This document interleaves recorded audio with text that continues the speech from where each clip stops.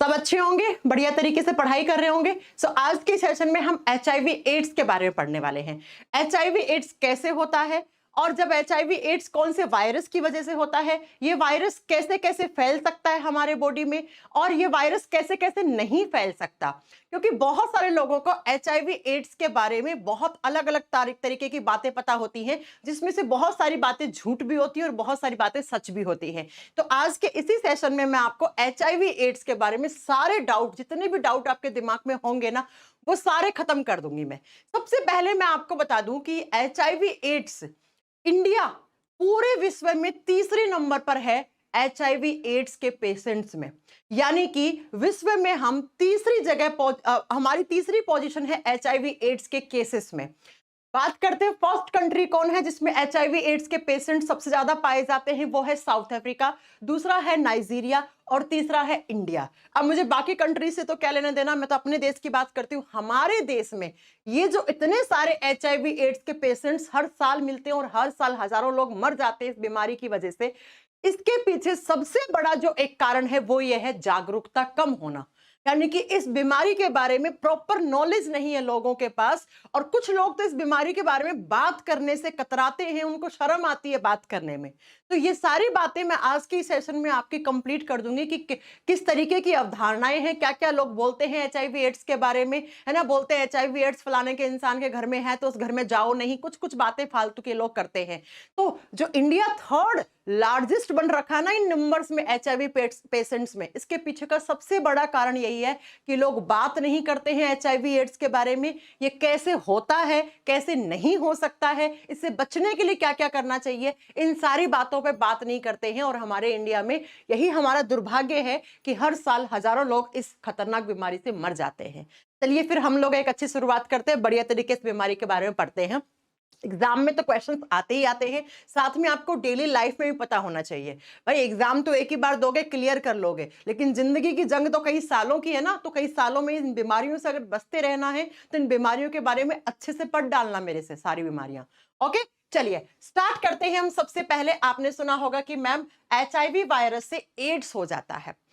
HIV AIDS, HIV का मतलब होता है वो वायरस जो किसी इंसान में एंटर कर गया, किसी इंसान के बॉडी में प्रवेश कर गया तो उसको एड्स कर देगा। सबसे पहले एड्स की फुल फॉर्म सुनो। एड्स की फुल फॉर्म होती है एक्वायर्ड इम्यूनोडेफिशिएंसी सिंड्रोम। एक्वायर्ड का मतलब होता है अर्जित करना, किसी भी चीज को, किसी बीमारी को आपने एक्वायर किया है।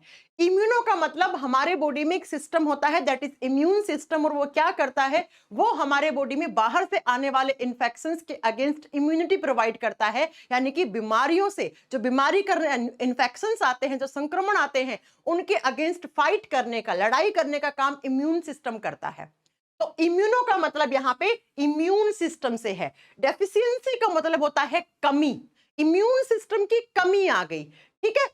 और सिंड्रोम का मतलब होता है ग्रुप ऑफ सिम्टम्स। एक होता है डिजीज जिसको हम बीमारी कहते हैं। बीमारी में एक ही तरीके के लक्षण होंगे। भाई जुखाम है तो जुखाम में जुखाम वाले ही होंगे, डेंगू है तो डेंगू में डेंगू वाले ही होंगे। लेकिन बच्चा एक होता है सिंड्रोम। सिंड्रोम शब्द का मीनिंग होता है ग्रुप ऑफ सिम्टम्स। बहुत सारे लक्षण एक साथ समूह बना के आ गए। इतने सारे लक्षण दिखेंगे इस इंसान के अंदर कि आप पकड़ नहीं पाओगे कि भैया ये सिम्टम आज है, 10 दिन बाद नहीं है, फिर वापस आ गया। यानी कि फुल फॉर्म क्या हो गया, ऐसी बीमारी जिसको आपने एक्वायर किया है और जिसके एक्वायर करने से आपके बॉडी में इम्यून सिस्टम में कमी आ गई, यानी कि प्रतिरक्षा प्रणाली कमजोर हो गई। और सिंड्रोम का मतलब है जिसमें बहुत सारे साथ में आपके लक्षण भी दिखेंगे आप में। अगर एड्स बीमारी किसी को हुई है तो ये एड्स का फुल फॉर्म ये है। अब ये एड्स बीमारी का नाम है, डिजीज का नाम है, ये बीमारी है। अब ये एड्स किसकी वजह से होता है, तो एड्स जिसकी वजह से होता है उसको हम कहते हैं एचआईवी वायरस। ये रहा, कुछ ऐसे होते हैं एचआईवी वायरस। एड्स जिस वायरस के आने से होता है बॉडी में उसको हम एचआईवी वायरस कहते हैं। अब थोड़ी सी बात ध्यान से समझना, एचआईवी वायरस का फुल फॉर्म होता है ह्यूमन इम्यूनोडेफिशिएंसी वायरस।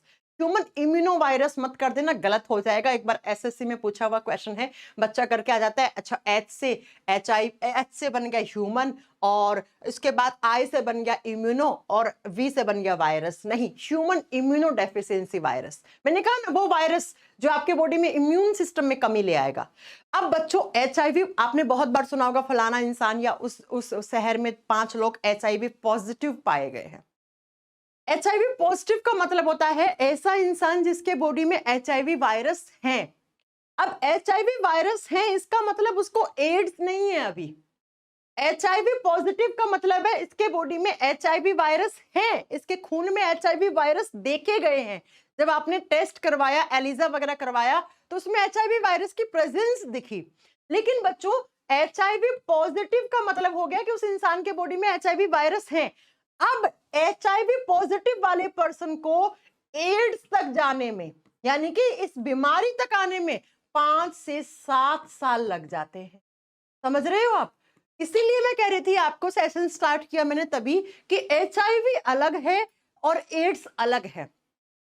यानी कि HIV पॉजिटिव का मतलब होता है जिस इंसान के बॉडी में HIV वायरस अभी अभी मिला है।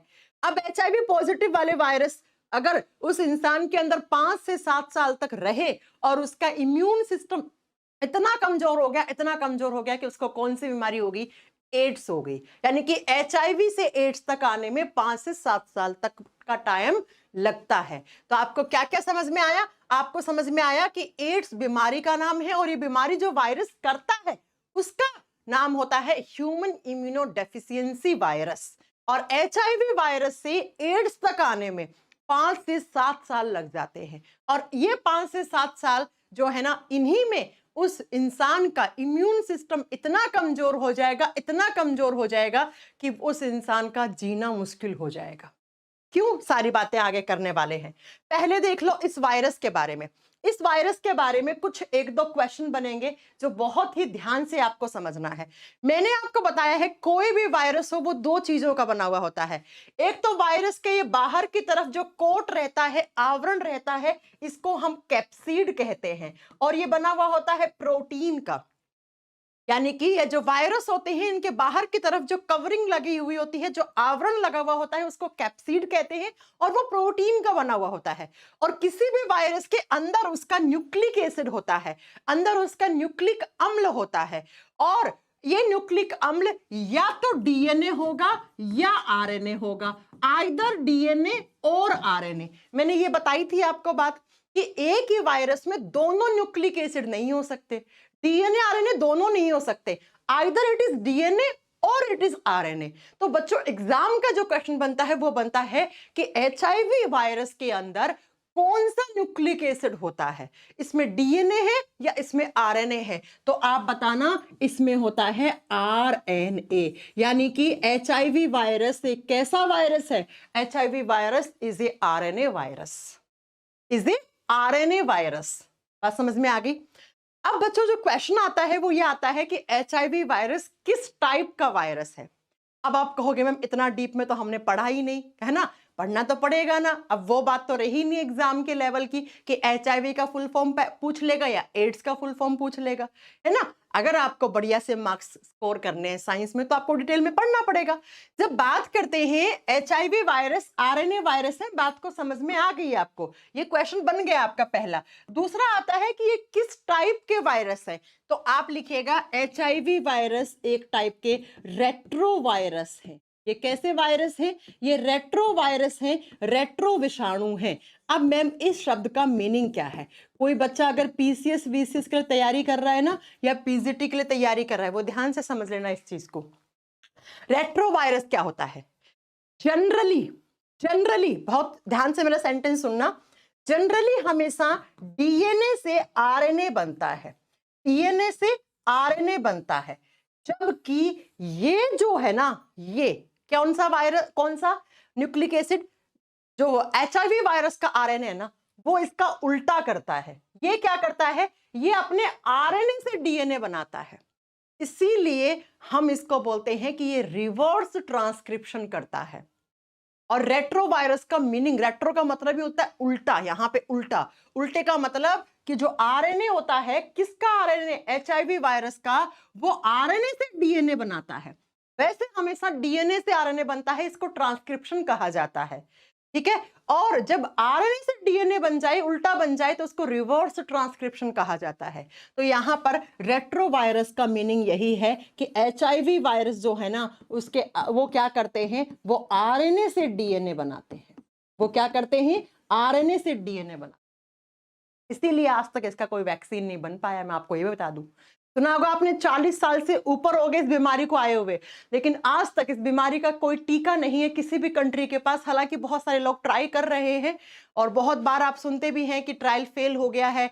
एचआईवी के से बचने के लिए वैक्सीन बना रहे थे, कोई दवाई बना रहे थे, कोई टैबलेट बना रहे थे, लेकिन फेल हो गए। आज तक किसी भी कंट्री के पास एचआईवी एड्स का, यानी कि एड्स का कोई भी टीका नहीं है। हालांकि आगे आने वाले भविष्य में हम यही एक्सपेक्ट करते हैं कि आ जाए जल्दी से इसका टीका।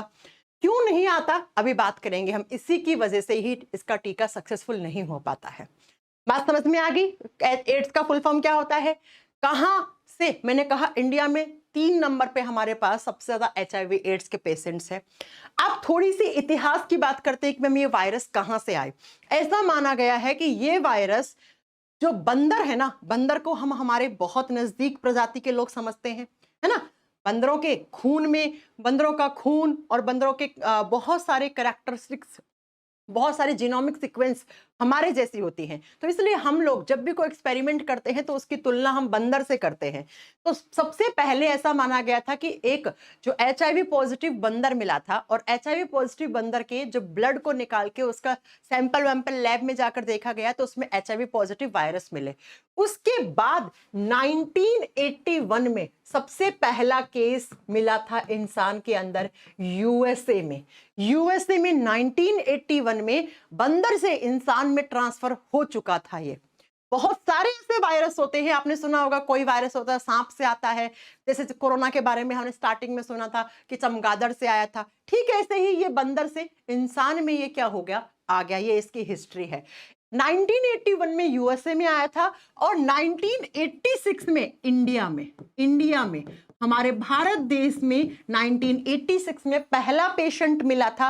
और कहां पे मिला था तो आपको बताना है, चेन्नई में। चेन्नई के अंदर पहला पेशेंट मिला इंडिया का। अब 1986 से हर साल हजारों पेशेंट्स मिलते हैं एचआईवी पॉजिटिव, एंड हजारों पेशेंट एचआईवी पॉजिटिव से एड्स की स्टेज में जा रहे हैं भारत देश। ओके, ये इसकी हिस्ट्री थी, मैंने आपको बता दी। ये जब भी आप ऐसा सिंबल देखोगे, ये सिंबल किसको डिनोट करता है, ये करता है एचआईवी पॉजिटिव जो पेशेंट्स हैं उनकी एकता और सद्भावना को रिप्रेजेंट करता है।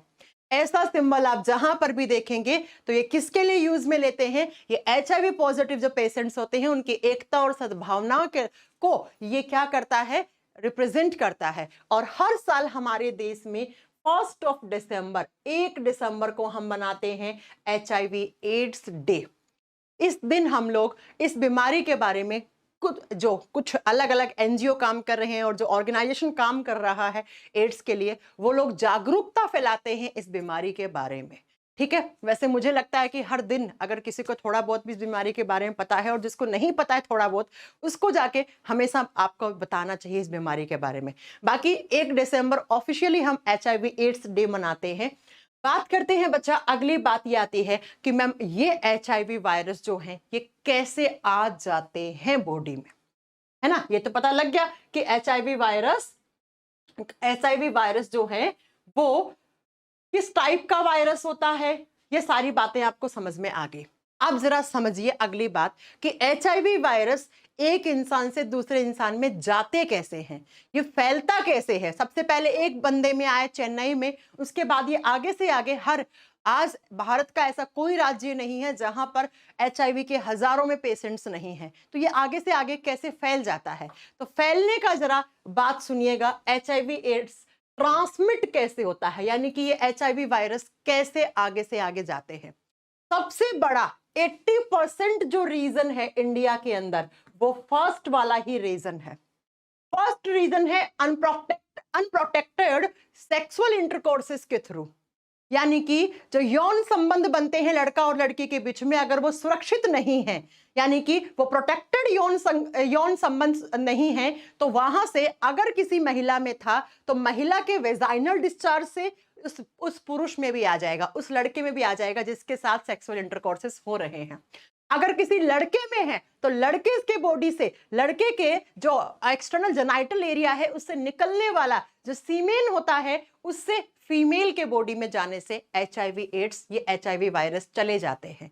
यानी कि अनप्रोटेक्टेड सेक्सुअल इंटरकोर्सेस के थ्रू जो असुरक्षित यौन संबंध होते हैं, उसके थ्रू लड़का से लड़की में और लड़की से लड़के में चला जाता है। कैसे? तो मैंने बता दिया, अगर कोई महिला एचआईवी पॉजिटिव है तो उस महिला के जो जेनाइटल एरिया है, जहां से ये वेजाइनल डिस्चार्ज निकलता है, लिक्विड निकलता है, उस लिक्विड में ये पाए जाते हैं और उसी लिक्विड से उस जिस इंसान के साथ, जिस मेल के साथ वो सेक्सुअल इंटरकोर्सेस कर रही है, उसके बॉडी में वो चले जाते हैं और मेल से फीमेल में आ जाते हैं थ्रू सीमेन, वीर्य की सहायता से। पहला और 80% जो केसेस आते हैं एचआईवी एड्स के, वो इसी की वजह से आते हैं। ये मेजर केस है। क्यों? क्योंकि इसके बारे में लोग बात करने में शर्माते हैं, इसके बारे में लोग बात नहीं करते हैं, इतनी ज्यादा जागरूकता नहीं है लोगों में, और लोग समझते ही नहीं है कि असुरक्षित यौन संबंध भी कुछ होता है, अनप्रोटेक्टेड सेक्सुअल एक्टिविटीज नाम की भी कुछ चीज होती हैं। लोग ऐसा मानते ही नहीं है, इनकारते हैं। मान लीजिए किसी फैमिली में किसी मेल को हो गया, तो अगर उसने अपनी वाइफ के साथ अनप्रोटेक्टेड सेक्सुअल कांटेक्ट कर लिया, इंटरकोर्सेस कर लिया, तो बच्चा उस पुरुष से उस लड़की में, उस महिला में भी हो सकता है। अगर उस महिला को या उस आदमी को जानकारी होती तो शायद ऐसा नहीं होता, है ना। दूसरा, ड्रग्स एडिक्टेड लोगों को मैं आपको बता दूं कि ये एचआईवी वायरस सबसे ज्यादा किसके थ्रू बॉडी में आते हैं? या तो वेजाइनल डिस्चार्ज या सीमेन, जिसको वीर्य बोलते हैं, या इसको चाहिए होता है खून, ब्लड। जब कभी भी एक इंसान का खून किसी दूसरे इंसान के खून के कांटेक्ट में आ गया तो ये वायरस इजीली उसके अंदर जाके ग्रो कर जाते हैं।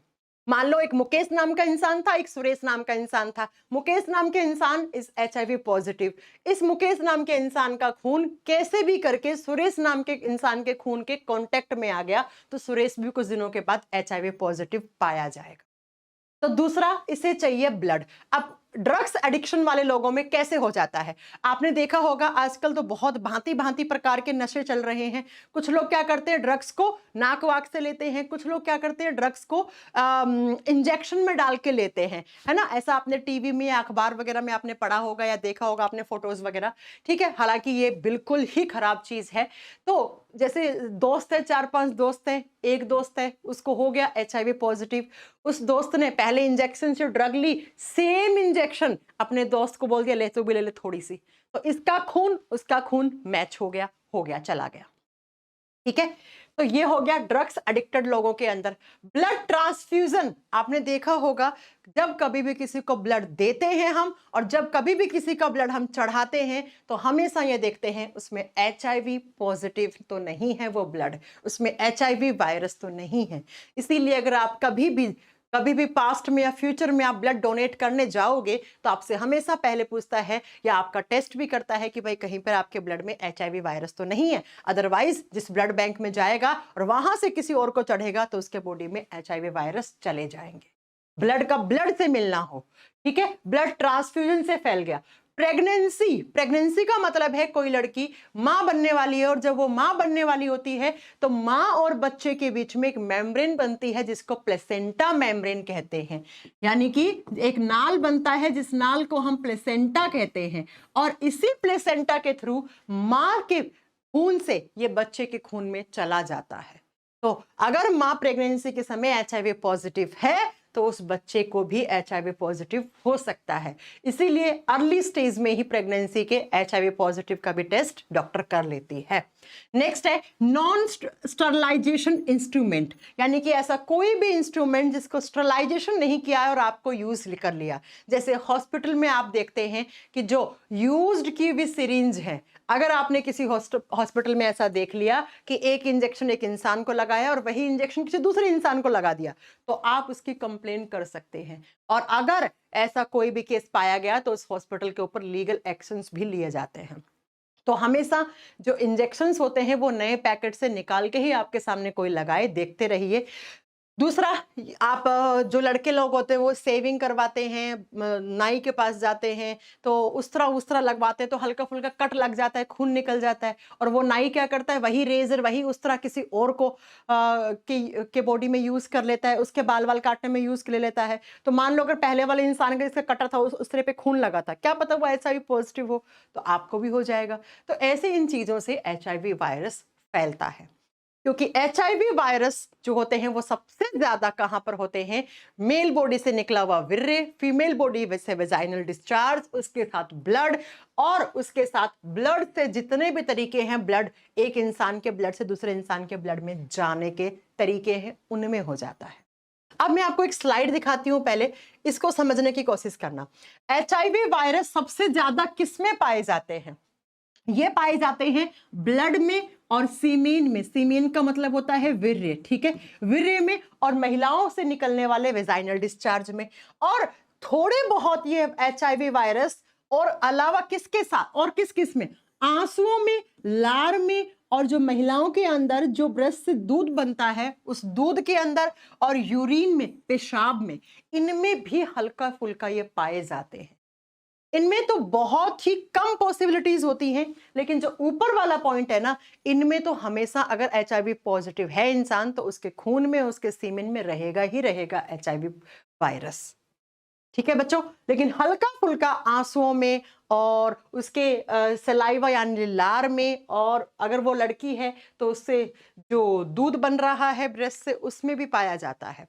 तो ये बात हो गई कि HIV एड्स फैलता कैसे है, ट्रांसमिट कैसे होता है। तो ट्रांसमिट ऐसे होता है, सबसे बड़ा मेजर रीजन है 80% केसेस का, वो है अनप्रोटेक्टेड सेक्सुअल इंटरकोर्सेस, ठीक है, असुरक्षित यौन संबंधों के द्वारा ये महिला से पुरुष में, पुरुष से महिला में चला जाता है। बाकी ये सारी एक्टिविटीज हैं जिनकी वजह से भी ये फैल सकता है। अब बात करते हैं HIV एड्स किसके थ्रू ट्रांसमिट नहीं होता। आपने सुना होगा, साथ खाना खाने से, उसके कपड़े पहनने से, उसके साथ उठने से, बैठने से, उसके साथ हैंडशेक करने से, उसके साथ घूमने से HIV पॉजिटिव वाले इंसान के साथ आपको HIV एड्स नहीं हो सकता। बहुत सारे लोगों ने अवधारणा बना रखी होती है कि फलाना इंसान को HIV एड्स है तो उसके घर नहीं जाना, उसको अपनी गाड़ी में नहीं बैठाना, उससे हाथ नहीं मिलाना, वो जिस कुर्सी पे बैठता है उस कुर्सी पे नहीं बैठना। ये सब फालतू की बकवासें हैं, ठीक है, ये सब फालतू की बकवास है। कैसे नहीं फैलता? टच करने से। आपने अगर HIV पॉजिटिव वाले इंसान को टच करा है तो बिल्कुल ना घबराइए, आप में HIV वायरस नहीं आएंगे, ठीक है। Next, through blood, through food. अगर आप उसके साथ खाना खा रहे हैं, बैठ के उठ रहे हैं, बैठ रहे हैं उसके साथ, अपनी गाड़ी में बैठा रहे हैं, आप बाइक पे बैठ रहे हैं उसके साथ, आपको HIV एड्स नहीं होगा। नेक्स्ट, अगर आप उसके साथ हग कर रहे हैं, किस कर रहे हैं, तब भी आपको HIV एड्स नहीं फैलेगा। इंसेक्ट बाइट, यानी कि अगर किसी HIV पॉजिटिव वाले इंसान को मच्छर वच्छर काट लेता है और सेम मच्छर आपको काटता है, सेम मच्छर आपको काटता है, ठीक है, तो साथ खाने से, बच्चा आप उसके मुंह से निकाल के खाना नहीं खा रहे ना, साथ खाने से आप कह रहे हो मैम फैलता नहीं है। मैंने कहा सलाइवा में हल्का फुल्का होता है, सलाइवा मुंह में होता है, लार लार हाथ वाथ में नहीं होता है, आसपास के एनवायरनमेंट में नहीं होता है। अगर उसके मुंह से निकाल के खाना थोड़ी खा लोगे आप, तुम कैसी बातें करते हो ना। इंसेक्ट बाइट का मतलब होता है, बहुत सारे लोगों को लगता है कि अगर HIV पॉजिटिव पर्सन को मच्छर ने काट लिया और उसी मच्छर ने आपको काट लिया तो आपके खून से उसका खून मिल गया तो आपको हो जाता है। नो, जो इंसेक्ट्स होते हैं, जो मच्छर होते हैं, उनके मुंह में जो सलाइवा होता है, लार होता है, उसमें ये वायरस डीएक्टिवेट हो जाते हैं, ये मर जाते हैं, ठीक है। इसके अलावा स्विमिंग पूल में नहाने से भी, यानी कि अगर कोई HIV पॉजिटिव इंसान स्विमिंग पूल में नहा के गया है और आप भी उसी स्विमिंग पूल में नहा रहे हैं तो बिल्कुल मत घबराइए, आपको HIV एड्स नहीं होगा। पॉइंट क्लियर हो गया, यानी कि साथ उठने से, बैठने से, उसके साथ घूमने से, उससे हैंडशेक करने से, उसके गले लगने से, उसके साथ आप अगर खेल खेल रहे हैं कोई, या उसको किसी कीड़े ने काट दिया, आपको भी काट लिया, तो इस तरीके से इन सारी चीजों से HIV एड्स आपको नहीं फैलेगा। ये था, आपको पता होना चाहिए था इस चीज के बारे में, ठीक है।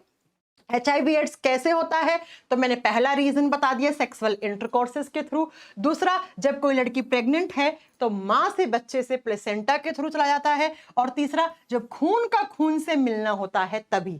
और नेक्स्ट नॉन स्टेराइल टूल्स, यानी कि ऐसे इंस्ट्रूमेंट जो हॉस्पिटल में काम में लिए जाते हैं या जो नाई वाई की दुकान पे काम में लिया जाता है, तो उन सारे के सारे इंस्ट्रूमेंट्स को अगर स्टेलाइजेशन नहीं किया गया है और उनके ऊपर कहीं पर भी कोई HIV पॉजिटिव इंसान का कोई हल्का फुल्का खून लगा हुआ है और वो अगर आपके ब्लड से कांटेक्ट कर गया तो आप HIV पॉजिटिव हो सकते हो। ये है HIV वायरस के ट्रांसमिट होने के रीजन।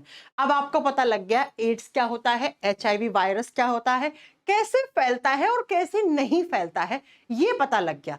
अब नेक्स्ट पॉइंट ये आता है कि मैम ये वायरस अगर आ गया किसी के बॉडी में तब क्या होगा, है ना?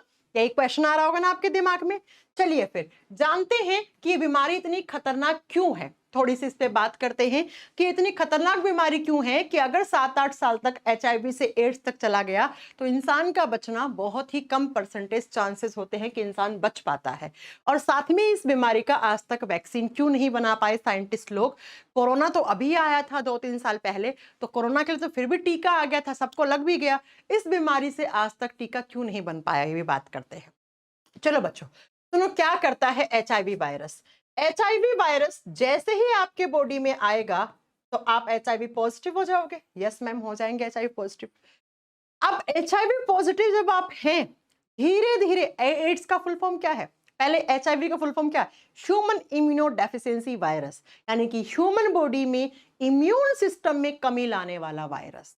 इम्यून सिस्टम का मतलब होता है ऐसा सिस्टम जो आपके बॉडी में बाहर से आने वाले इंफेक्शन या आपका जो रोगों से लड़ने की प्रतिरोधक क्षमता होती है उसको बढ़ाने का काम करता है, उसको हम इम्यून सिस्टम कहते हैं। तो ये वायरस उसी इम्यून सिस्टम में कमी ले आता है। इम्यून सिस्टम धीरे धीरे उस इंसान का खत्म होना शुरू हो जाता है, धीरे धीरे उस इंसान को इतना ज्यादा इम्यूनिटी इसके लेवल डिक्रीज हो जाएगा कि बेचारे को अगर बुखार भी रहेगी तो बहुत सालों तक बुखार रहेगी।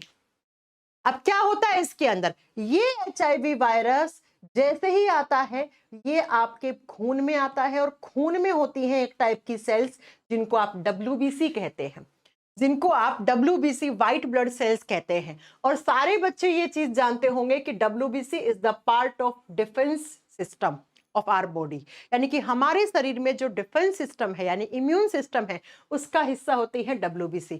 WBC बेसिकली इम्यूनिटी देने का ही काम करती हैं, रोगों से लड़ने की प्रतिरोधक क्षमता देने का ही काम करती हैं।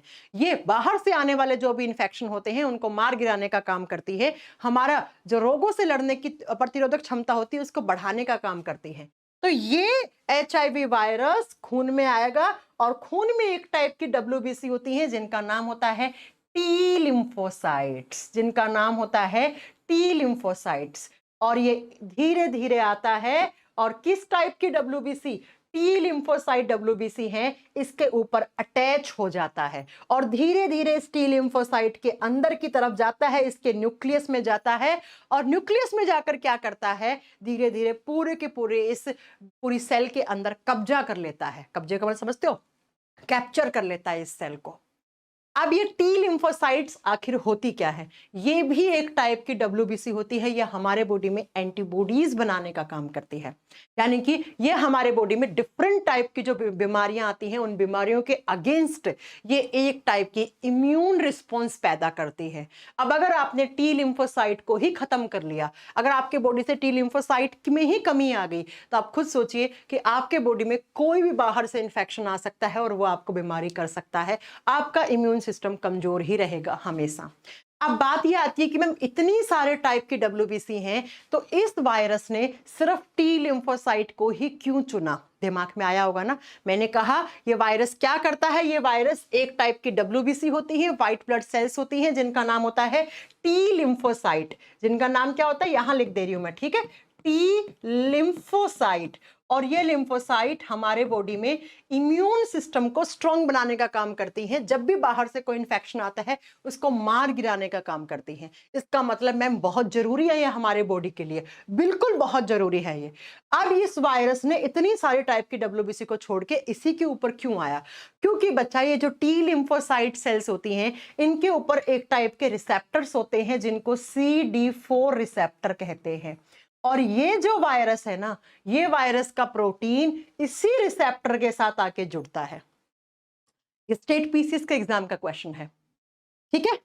CD4 नामक रिसेप्टर्स होते हैं और यही रिसेप्टर्स के ऊपर आके जो वायरस है ना, HIV वायरस, उसका जो प्रोटीन वाला पार्ट है, वो आके यहाँ पे अटैच हो जाता है। इसीलिए पहले ये यहाँ अटैच होगा, फिर इस लिम्फोसाइट के न्यूक्लियस में जाएगा और जाके पूरा इस लिम्फोसाइट को कैप्चर कर लेगा, यानी कि धीरे धीरे इसको डिस्ट्रॉय कर देगा, धीरे धीरे इसे खत्म कर देगा। और फिर धीरे धीरे धीरे जिस इंसान के बॉडी में ये हो रहा है, उस इंसान के बॉडी में धीरे धीरे धीरे धीरे टी लिम्फोसाइट्स कम कम कम कम कम कम कम इतनी कम हो जाएंगी एक दिन कि बेचारे की इम्यूनिटी लेवल इतना लो हो जाएगा कि उसको बस इतनी कमजोरी आ जाएगी, उसका इम्यून सिस्टम किसी भी तरीके का इम्यून रिस्पॉन्स ही बनाना बंद कर देगा। और इस HIV पॉजिटिव से एड्स की स्टेज में जाने से 5-7 साल लगता है। अगर 5-7 साल में आपने प्रॉपर तरीके से डॉक्टर से कंसल्ट की, डॉक्टर ने जो दवाइयां दी वो दवाइयां खा रहे हैं, तो बच्चा चांसेस भी होते हैं कि आप बच सकते हो। अगर आपने शर्म कर ली, बताया नहीं, किसी को बताने में शर्म आ रही है, तो फिर आप एड्स की स्टेज में जाओगे और एड्स की जब 2nd और 3rd स्टेज शुरू हो जाएगी तो उसके बाद तो डॉक्टर भी हाथ खड़े कर लेंगे, वो बोलेंगे अब आपको दवाओं की नहीं दुआओं की जरूरत है। अब दुआ कोई कैसे करता आपके लिए? आपने तो बताने में शर्म कर ली ना कि हमें तो इतनी खतरनाक बीमारी होगी, इस बीमारी के बारे में बात करूं तो सामने वाला मेरे लिए क्या सोचेगा, है ना? तो इसलिए आप दुआ कैसे ले आएंगे, समझ रहे हो आप? तो CD4 रिसेप्टर्स कौन सी सेल्स पे होते हैं? टी लिम्फोसाइट सेल्स पे होते हैं, और टी लिम्फोसाइट्स एक टाइप की WBC सेल्स ही होती हैं, और इन्हीं सेल्स को डिस्ट्रॉय कर देते हैं HIV वायरस। इसीलिए एग्जाम में क्वेश्चन आता है HIV वायरस किस टाइप की WBC को खत्म कर देता है? आप बताओगे टी लिम्फोसाइट्स। ठीक है, क्या करते हैं ये वायरस, कैसे धीरे धीरे इम्यून सिस्टम में कमजोरी आती है, समझ में आ गई बात आपको? कैसे इन्फेक्शन करते हैं, कौन से टाइप की सेल्स को करते हैं, इसीलिए हम कहते हैं ह्यूमन इम्यूनोडेफिशिएंसी वायरस, इसीलिए हम कहते हैं एक्वायर्ड इम्यूनोडेफिशिएंसी सिंड्रोम। HIV एक वायरस है, उस वायरस ने ये किया, अब इससे एड्स की कंडीशन में आने तक 5 से 7 साल लग गए, और फिर आपके पास बहुत ही कम टाइम है। समझ गए मेरी बात? तो इस तरीके से HIV वायरस जाता है। अब मैम हमें कैसे पता लगेगा कि हमारे बॉडी में HIV वायरस एंटर करे हैं कि नहीं करे हैं? तो ये कुछ ऐसे सिम्टम्स हैं, ये ऐसे लक्षण हैं। अगर ये लक्षण आप में बहुत दिनों तक हैं, आप 1 से 2 महीने तक ऑब्जर्व कर रहे हैं कि 1 से 2 महीने तक आपके बॉडी में ये रिपीट हो रहे हैं या आपको ये हो रहे हैं लक्षण, तो आपको डॉक्टर के पास जाना चाहिए। क्या क्या? फीवर रहेगा, तेज बुखार रहेगा आपको, ठीक है, उसके साथ चिल्स यानी ठंड लगेगी आपको, सर में दर्द होगा, और नाइट में रात को सोते समय बहुत ज्यादा पसीना आएगा, सुबह उठोगे तो पसीने से भरे मिलोगे। गले में हल्का सा आपके यहाँ पे जलन होगी, गले में सूजन हो जाएगी, साथ में मांसपेशियों में बहुत ज्यादा पेन रहेगा, दर्द रहेगा, अकड़न रहेगी, उठने बैठने में, बॉडी में मूवमेंट करने में बहुत सारे प्रकार की प्रॉब्लम हो सकती है। जॉइंट्स जो जोड़ होते हैं उनमें दर्द होता है, थकान बहुत ज्यादा रहती है, कुछ किया नहीं फिर भी थकान रहती है, और साथ में आपके जो लिम्फ नोड्स होते हैं ना गले में, लिम्फ नोड्स आपके यहाँ यहाँ यहाँ होते हैं, इनमें भी सूजन आ जाती है, और मुंह में छाले भी हो जाते हैं। ये सारे वो लक्षण हैं जो इंसान को HIV पॉजिटिव बताने के लिए काफी है। लेकिन बच्चा इन सारे लगे लक्षण तो आपको कि मैम बुखार में भी रहते हैं, ये लक्षण तो नॉर्मली जुकाम खांसी में भी रहते हैं, बिल्कुल सही बात है। लेकिन अगर ये सिम्टम्स आपके बॉडी में 1 से 1.5 महीने तक आ रहे हैं लगातार, तब आपको डॉक्टर के पास जाने की जरूरत है, क्योंकि जुकाम और कोई भी बुखार 15-20 दिन में ठीक हो जाता है। अब बात ये करते हैं डॉक्टर क्या करेगा। तो डॉक्टर सबसे पहले HIV वायरस की प्रेजेंस को देखेगा, और उसके लिए करेगा एक टेस्ट। कौन सा टेस्ट करता है? ELISA। कौन सा टेस्ट करता है? प्राइमरी टेस्ट करता है ELISA। इसका फुल फॉर्म होता है एंजाइम लिंक्ड इम्यूनोसॉर्बेंट एसे। ये करेगा। लेकिन बच्चों ये टेस्ट ना कंफर्मेटरी टेस्ट नहीं होता है। अगर ELISA में पॉसिबिलिटीज हल्की फुल्की दिखी, कुछ परसेंटेज में दिखी, तो डॉक्टर क्या करता है फिर कंफर्म करने के लिए करता है वेस्टर्न ब्लॉटिंग टेस्ट। ये कंफर्म करता है कि आप HIV पॉजिटिव हैं या नहीं। तो अगर आपसे पूछे ना प्राइमरी बेस पे HIV पॉजिटिव है या नहीं, इसका पता लगाने के लिए कौन सा टेस्ट करते हैं, तो आप बताओगे वो ELISA करते हैं। लेकिन कंफर्मेटरी टेस्ट कौन सा है जिससे 100% निश्चित ये हो जाएगा कि आप HIV पॉजिटिव हैं या नेगेटिव हैं, तो वो है वेस्टर्न ब्लॉटिंग टेस्ट। इनसे डॉक्टर पता कर लेता है कि आप HIV पॉजिटिव हैं या नहीं। अब बात यह आती है कि मैम इसका ट्रीटमेंट क्या है। इसका ट्रीटमेंट के लिए कोई वैक्सीन तो नहीं बनी है। वैक्सीन इसलिए नहीं बनी क्योंकि मैंने बताया है आपको, HIV वायरस का अगर वैक्सीन बन भी जाएगा तो वो इफेक्टिव नहीं है। क्यों नहीं है इफेक्टिव? क्योंकि HIV वायरस एक टाइप के RNA वायरस होते हैं और ये RNA से DNA बनाते हैं, ये रिवर्स ट्रांसक्रिप्शन करते हैं। तो जब जब ये RNA से DNA बनाते हैं तो हर एक फेज में, हर एक सेल में अलग टाइप का म्यूटेंट बना लेते हैं, अलग टाइप का ये अपना जीनोमिक सीक्वेंस तैयार कर लेते हैं, अलग टाइप का अपना एक वेरिएंट बना लेते हैं हर एक सेल में। अब सोचिए, आपने अगर एक वेरिएंट पकड़ा, उसके जीनोम सीक्वेंस बना दी और उसके अगेंस्ट आपने दवाई बना ली, वैक्सीन बना दी, आपने इंजेक्शन लगा दिया, अगले ही दिन दूसरे टाइप का क्या बन गया? म्यूटेंट बन गया। तीसरे दिन तीसरे टाइप का म्यूटेंट बन गया।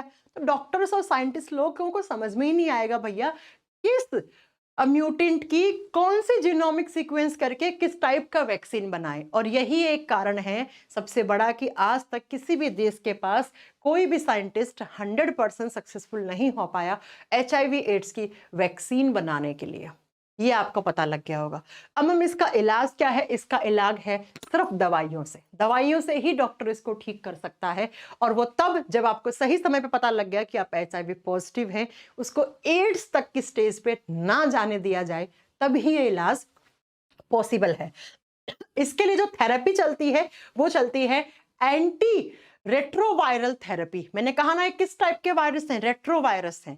तो एंटी रेट्रोवायरल थेरेपी नाम की एक थेरेपी चलती है जिसमें पॉसिबिलिटीज होती हैं कि आप बच सकते हो। और उसमें क्या? तो इसमें हैवी ड्रग्स दी जाती हैं। ड्रग्स का मतलब वो ड्रग्स नहीं है, हैवी डोज की मेडिसिन दी जाती हैं, दवाइयां दी जाती हैं। और ये दवाइयां बहुत ही ज्यादा टेन्योर के साथ चलती हैं, यानी कि डेली खानी पड़ती हैं और बहुत दिनों तक खानी पड़ती हैं। ये दवाइयां क्या करती हैं? हल्का फुल्का आप जिस इंसान के बॉडी में इम्यून सिस्टम की कमी हुई थी उसके इम्यून सिस्टम को प्रोटेक्ट करती हैं थोड़ा बहुत, और साथ में ये HIV और ज्यादा ना फैले उसके बॉडी में, और ज्यादा उसके इम्यून सिस्टम में कमी ना लाए, उसको रोकने का काम करती है। लेकिन मैंने कहा ना, ये भी तब इफेक्टिव है जब आपको सही समय में पता लग गया कि आप HIV पॉजिटिव हैं और आपने बिना झिझकाए हुए किसी अच्छे डॉक्टर के पास चले गए और डॉक्टर ने भी बढ़िया तरीके से आपका ट्रीटमेंट शुरू कर दिया। तो ये एंटी रेट्रोवायरल थेरेपी आपकी सक्सेसफुल है। कुछ हैवी ड्रग्स दी जाती हैं, डोज मतलब मेडिसिन जैसे एजिडोथाइमिडीन, ये सब टैबलेट दी जाती हैं डॉक्टर के द्वारा। लेकिन अगर आप शर्म कर जाओगे, किसी को बताओगे नहीं, तो फिर आप HIV पॉजिटिव से एड्स की स्टेज में चले जाओगे, फिर डॉक्टर भी कुछ नहीं कर पाएगा। ओके बच्चों, तो ये आपको याद रखना है। इसका टीका क्यों नहीं बना वो भी मैंने बता दिया है, और हम उम्मीद करते हैं कि भैया इसका टीका जल्दी बनाएं, कुछ तो इसका इलाज निकले, ताकि जो हर साल इतने सारे पेशेंट्स इस बीमारी से मर जाते हैं उनको हम बचा पाए। हर साल 1 दिसंबर को इस सिंबल के साथ हम HIV एड्स डे को सेलिब्रेट करते हैं, और ये सिंबल HIV पेशेंट्स की हिम्मत को, उनकी पॉजिटिविटी को, उनकी एकता की, उनको उनकी सद्भावनाओं को रिप्रेजेंट करता है। मुझे लगता है कि आपको ये आज का सेशन बहुत अच्छा लगा होगा। इसमें मैंने सारी बातें बता दी, HIV क्या होता है, एड्स क्या होता है, कौन सा टेस्ट करते हैं, कैसे फैलता है, कैसे नहीं फैलता है, ये वायरस क्या करता है, ये सारी बातें मैंने बता दी हैं। और ये वनडे एग्जाम में तो आते ही आते हैं क्वेश्चन।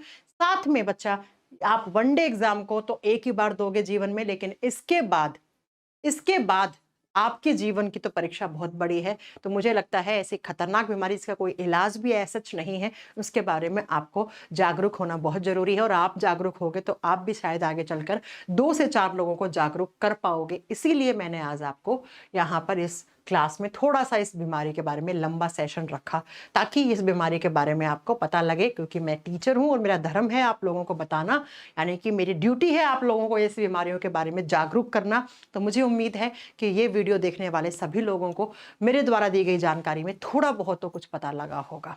बाकी आइए हम सब लोग HIV ऐसे लोगों के लिए प्रेयर करते हैं, ऐसे लोगों के लिए हाथ खड़े करते हैं, ऐसे लोगों के लिए हाथ जोड़ते हैं जो लोग इस बीमारी से बहुत ही ज्यादा परेशान हैं। ठीक है, चलो फिर, अच्छा लगा वीडियो तो बढ़िया तरीके से शेयर कर दीजिएगा और इस चैनल को सब्सक्राइब कर लीजिएगा।